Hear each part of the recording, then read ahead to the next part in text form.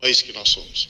E nós não chegamos aqui com absoluta certeza, e aí me permite, meu caro ministro Luiz Marinho, se nós tivéssemos trabalho escravo, se nós tivéssemos trabalho infantil. Se temos questões pontuais, até acreditamos. Porque lá nos confins daquele continente que ocupa 62% do território nacional, que é a Amazônia, e que não tem comunicação, que não tem Starlink, porque se tivesse seria Starlink, que não temos como chegar lá. Se alguém, numa mineração que não esteja correta, estiver produzindo ou usando mão de obra escrava, até podemos admitir. Mas imagine os senhores, e o ministro se ocupou deste tema, trabalho escravo numa das regiões mais ricas do Brasil, contra as nossas vinícolas, Salton, Garibaldi e Aurora, onde é só atravessar a rua e estar numa delegacia de polícia. Será que é possível ter trabalho escravo numa região como essa? Um polo metal mecânico, inclusive, dos mais importantes do Brasil?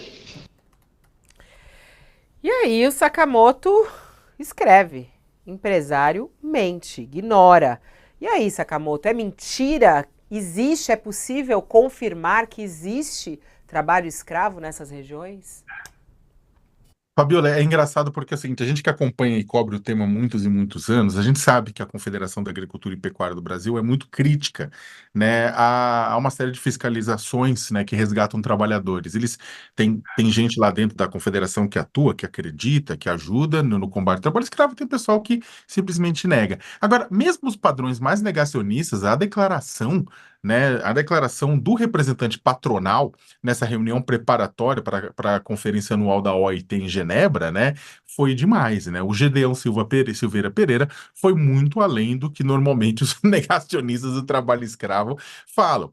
Ele estava se referindo a um caso, só para lembrar, todo mundo que está nos acompanhando, que foi amplamente divulgado pela mídia brasileira e estrangeira, quando em fevereiro do ano passado, 207 trabalhadores foram resgatados da produção de uva, do transporte e colheita de uva que ia para a produção de vinho, né, em Bento Gonçalves, né, que é uma região produtora no sul do Brasil.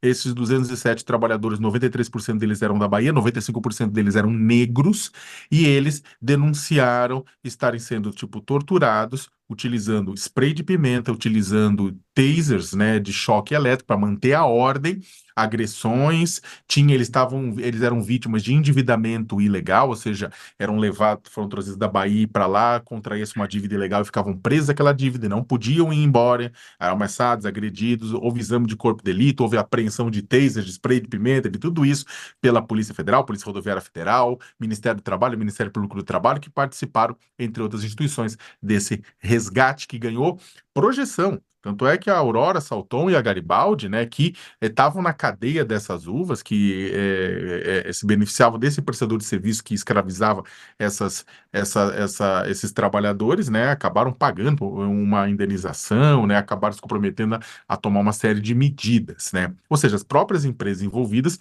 se comprometeram a tomar uma medidas, né, para o que tinha acontecido, e o representante dos empregadores vai lá e nega, né, dizendo que houve uma, aspas, distorção da aplicação da legislação trabalhista. O Gedeão Silveira Pereira, né, ele, além de ser segundo vice-presidente da CNA, ele é produtor de arroz no Rio Grande do Sul. Arroz, cultura essa, inclusive, que foi flagrada com trabalho escravo no ano passado também, né? Houve flagrante resgate de trabalhadores perto da fronteira, né, com a Argentina e com o Uruguai, né, na produção de arroz. Então, o que acontece? É uma situação, olha, vamos colocar assim, fatos. Todas as unidades da federação, ricas e pobres, já registraram a ocorrência de trabalho escravo desde 1995, quando o Estado brasileiro reconheceu a existência do crime. Segundo dados oficiais, o Rio Grande do Sul, em que o Gedeão diz que não tem trabalho escravo, foi o quarto estado com maior número de resgates em 2023, atrás de Goiás, Minas Gerais, São Paulo. na uva, no arroz, entre outras produções, né, em que tinha essa situação. As declarações, né, Fabiola, dos trabalhadores, eu entrevistei trabalhadores, eu fui até a Bahia e fui conversar com trabalhadores que foram resgatados e é inacreditável. É uma coisa que a gente chama isso de o trabalho escravo clássico, né, que é os piores problemas do mundo. Para terminar, ele também culpou o Bolsa Família. Ele disse que o Bolsa Família está fazendo com que seja difícil encontrar mão de obra local, né? Culpou o Bolsa Família por conta disso. Agora, no final das contas, o que ele fez não é uma questão, bizarra, porque bizarro por bizarro, a gente ouviu muito disso no governo Jair Bolsonaro. A questão é outra. A questão é que é um péssimo negócio para a imagem do comércio brasileiro. O Brasil, ao reconhecer que tinha trabalho escravo em 95, ao criar um sistema público de combate a esse crime, ao mostrar para o mundo que estava combatendo trabalho escravo, criando uma lista suja que dava transparência, punindo tudo isso mais, o Brasil se tornou uma referência global no combate a esse crime.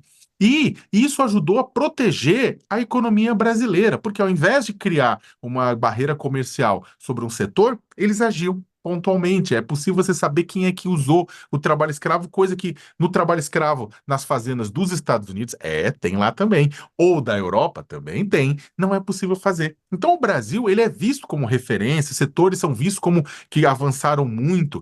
Quando você vem e nega aquilo que o mundo inteiro viu por imagens, tudo, se você pega esse negacionismo, você está fazendo o quê?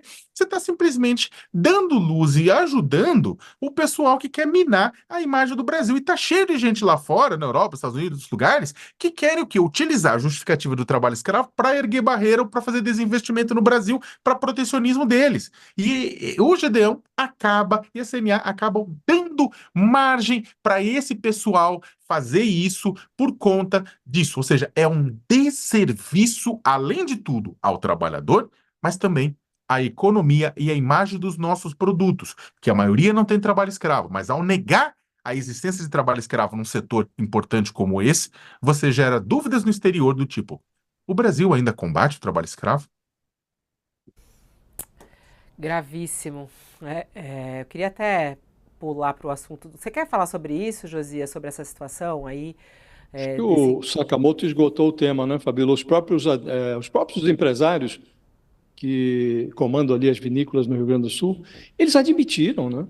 E há quase 3 décadas, aliás, já há mais de 3 décadas, em 95, o governo Fernando Henrique Cardoso criou grupos especiais de fiscalização para combater a escravidão no Brasil, né?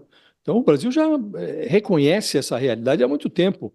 O Lula, em 2003, quando ele assumiu pela primeira vez seu primeiro mandato, ele potencializou esses esforços, ele lançou numa cerimônia no Palácio do Planalto o Plano Nacional de Erradicação do Trabalho Escravo.